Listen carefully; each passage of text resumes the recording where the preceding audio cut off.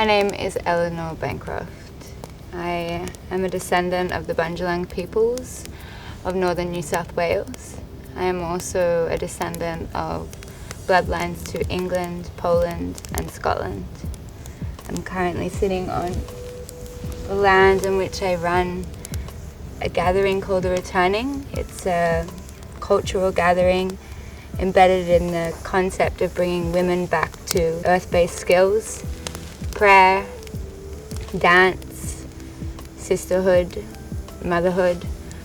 And I started the event out of a need to see the privilege gap shorten between those who had access to health and wellness retreats and those that didn't. So the basis of the retreat is that we sell 35 tickets and 75 women attend for free, either on a scholarship, Indigenous women, single mothers and refugees, or those who are low socioeconomic and young who come and do an exchange work program with us.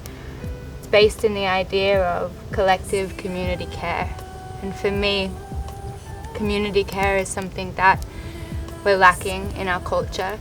It's something that I think was on these lands for a very long period of time before colonization. And unfortunately, along with the boats in 1788, the disease of individualism also spread out across this country. A lot of my work is embedded in bringing us back to understanding that we're all connected. And through this video, we're all connected wherever you are in the world, from whatever sacred lands you sit. I invite you to take a moment to just be in your body. Your sit bones may connect with the earth or the chair or the floor underneath you. Perhaps your feet are in the earth or on floorboards or on carpet. You take a moment to go inward and feel your heartbeat, and that collective heartbeat we all get to share in this one moment, as we're all human beings living on this earth.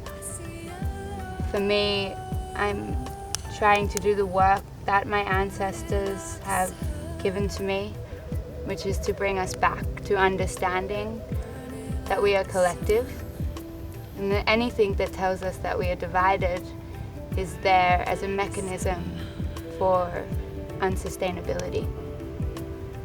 I remember in my blood, and when I sit on earth and country with men and women, that the powerful creations that we can make as human beings is to dance. To dance collectively, we can create strong vibrations, and this can only help lift the health of our planet and ourselves as we do it. I think of the collective prayer of singing, and how when we sing together, those vibrations are rippling out to our more than human kin who live all around us. But also, it's proven that the more you sing and dance, the longer you'll live. And so it's been a part of us since time immemorial. It's embedded in our bones. It's embedded in our bones to take back prayer from the church and from the patriarchy and reclaim it, to remember why our ancestors lived in harmony and how. I also think that it's important to celebrate, and that's why we're all here today, to remember how we can modernize our ancient rituals, how we can come together in festivals, in nature, and sing and dance and be alive in this way, and really feel what it means to be collective as a whole. And I invite you to think about ways in which you can bring your community together for collective care. How we can gather a friendship or 5 people sitting around to sing, even if it's Erykah Badu or Tash Sultana.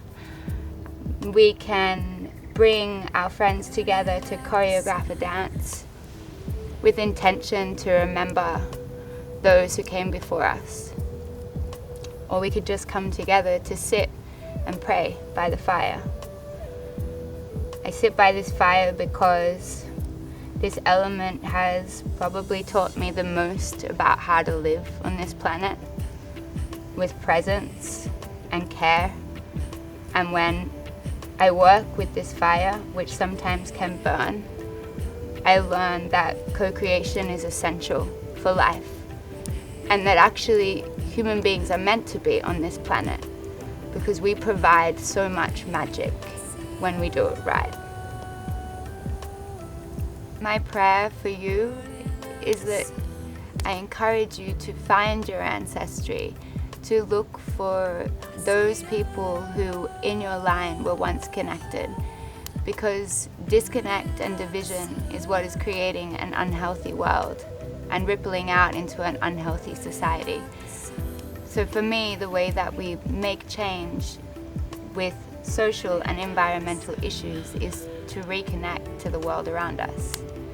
And some simple ways that you could start today is perhaps you have a neighbor whose name you don't know. Perhaps you live by yourself or with your partner, and each night you often cook too many meals.